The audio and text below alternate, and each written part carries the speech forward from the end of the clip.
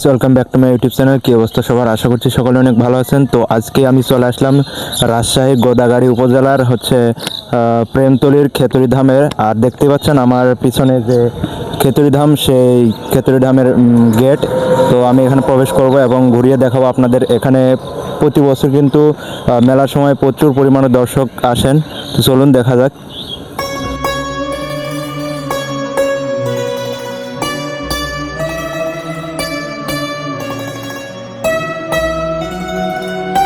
গেটে প্রবেশ করতেই প্রথমে এখানে গোশালা পড়ে গেল সামনে, এবং দেখতে পাচ্ছেন এখানে প্রচুর গোমাতা রয়েছে। আর এখন কিন্তু সম্পূর্ণ ফাঁকা দেখা যাচ্ছে। প্রতি বছর কিন্তু এখানে মেলায় প্রচুর পরিমাণে ভক্ত সমাগম দেখতে পাওয়া যায়। তো আমরা এখানে সবগুলো মন্দির দর্শন করব এবং আপনাদেরকেও দর্শন করাবো। চলুন ভিডিওটি দেরি না করে এখন থেকে শুরু করে যাক। তো সর্বপ্রথম গেটে প্রবেশ করতে আপনারা পেয়ে যাবেন শ্রী শ্রী নারায়ণ মন্দির। এখানে নারায়ণের মূর্তি রয়েছে এবং এখানে দেখতে পাচ্ছেন গীতা পাঠ হচ্ছে। তো বন্ধুরা দেখতে পাচ্ছেন এখানে হচ্ছে শ্রী শ্রী নারায়ণ মন্দির। নারায়ণ মন্দিরের বিগ্রহ দেওয়া রয়েছে।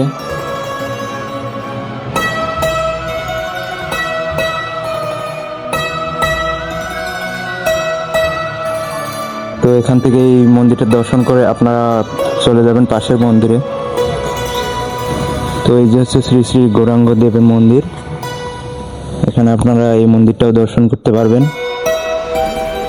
দেখতে পাচ্ছেন শ্রী শ্রী গৌরাঙ্গ মহাপ্রভুর বিগ্রহ রয়েছে, সাথে ভগবান শ্রীকৃষ্ণের যে পঞ্চতন্ত্র সেটিও রয়েছে।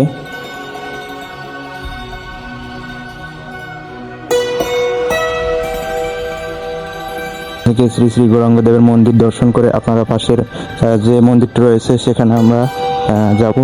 চলুন দেখা যাক।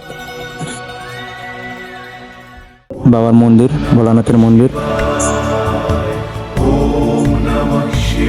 দেখতেই পাচ্ছেন। এখানে কিন্তু তিনটা শিবলিঙ্গ রয়েছে।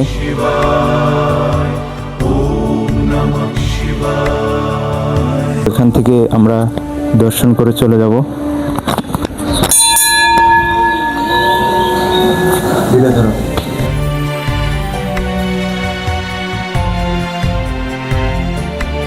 ओम नमस्तुभ्यं विरूपाक्ष नमस्ते दिव्यचक्षुषे नमः पीनाकहस्ताय वज्रहस्ताय वै नमः नमस्ते। তো এই শিব মন্দিরের পরবর্তী মন্দির রয়েছে, দেখতে পাচ্ছেন শ্রী শ্রী নরোত্তম ঠাকুর মহাশয়ের আসনবাটি মন্দির। তো এখানে শ্রী শ্রী নরোত্তম ঠাকুরের বিগ্রহটি দেখতে পাচ্ছেন আপনারা বন্ধুরা। भूतानां पतये नमः। দেখতে পাচ্ছেন এখানে শ্রী শ্রী নরোত্তম ঠাকুর মহাশয়ের বিগ্রহ। তো এই পরবর্তী মন্দির রয়েছে, দেখতে পাচ্ছেন শ্রী শ্রী লোকনাথ গোস্বামী মন্দির। তো আমরা এখানেও প্রবেশ করব। আর সামনে দেখতে পাচ্ছেন শ্রী শ্রী লোকনাথ গোস্বামীর সেই বিগ্রহটি।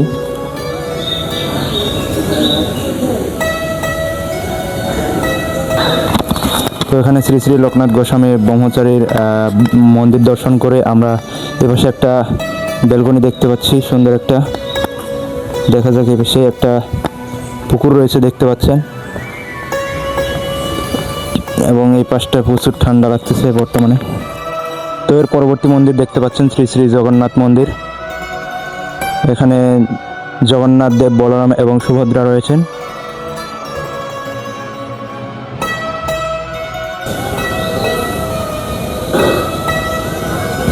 দেখতেই পাচ্ছেন ভগবানের সেই সুন্দর একটি মুখ, জগন্নাথ দেবের সুন্দর একটি মুখ।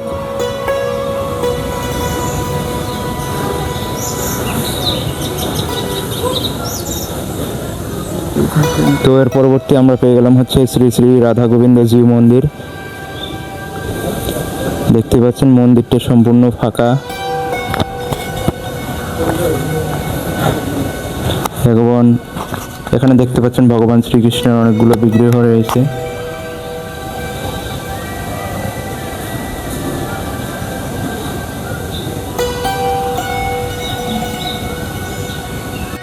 তো রাধা গোবিন্দ মন্দির দর্শন করার পর আপনারা এই পাশে একটা সুন্দর একটা খোলা জায়গা পেয়ে যাবেন, যেখানে সুন্দর একটি আবহাওয়া উপভোগ করা সম্ভব। বিকেলে কিন্তু খুবই শান্তি লাগছে এখানে এসে।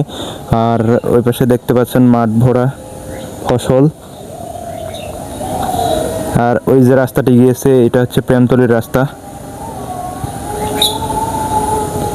তো এখানে এসে কিন্তু ফাইনালি আমার খুবই ভালো লাগছে। আর এটা আমি দ্বিতীয়বার আসলাম, এর আগে আমি এখানে মেলার সময় এসেছিলাম। খেতড়ি ধামের যে মেলা হয় প্রতি বছর, সেখানে কিন্তু প্রচুর ভক্তদের সমাগম হয়। এবং এই যে সেই এই আশ্রয়স্থানগুলো দেখতে পাচ্ছেন, এখানে কিন্তু প্রচুর ভক্ত সমাগম হয় এবং ভক্তরা এখানে আশ্রয় নিয়ে থাকেন। আর এই হচ্ছে ভগবান শ্রীকৃষ্ণের রথ, দেখতেই পাচ্ছেন। প্রতি বছর রথযাত্রার সময় কিন্তু এটা টেনে নিয়ে যাওয়া হয়। আর এই হচ্ছে তুলসী বৃক্ষ, মন্দিরের সামনেই কিন্তু সুন্দর তুলসীর বাগান করা হয়েছে এখানে। তো গাইস, আমি বর্তমানে এই আশ্রয়স্থানে বসে আছি, অর্থাৎ প্রতি বছর মেলায় যে ভক্তবৃন্দরা আসেন এখানে কিন্তু তারা এই আশ্রয়স্থানে আশ্রয় নেন। এখান থেকে সম্পূর্ণ এলাকা জুড়ে কিন্তু ভক্তদের সমাগম থাকে।